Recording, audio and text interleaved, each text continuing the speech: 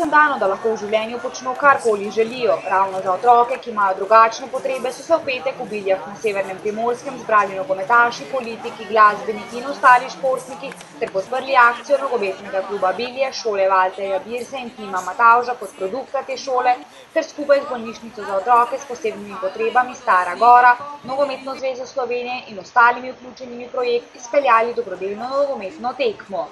Sokrajana in članska reprezentanta sta zbrala ekipe z vseh vetrov slovenske scene, v golima je uspelo zvabiti celo predsednika vlade.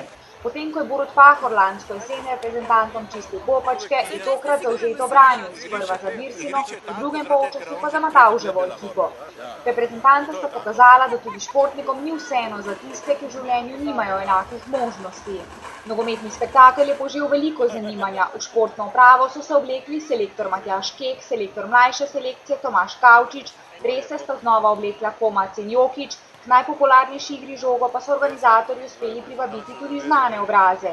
Na zelenici je bilo opaziti boksarja Dejana Zavca, nekdanjega alpskega smučarja Jureta Koširja, ki je priznal, da se povabilu Birse preprosto ni mogel upreti. Košarkarje je zastopal Marko Milič, ki edini zaradi velike noge ni mogel obuti nogometnih čevljev, rokometaš Vid Kavtičnik in številni predstavniki drugih sfer.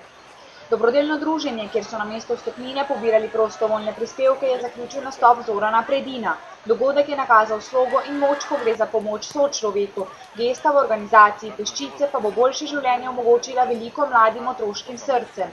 Zveza prijateljev mladine Slovenije ter Fundacija za invalidno mladino Vrabček Upanja sta preko donatorjev zbrali že več kot 26 tisoč evrov sredstev.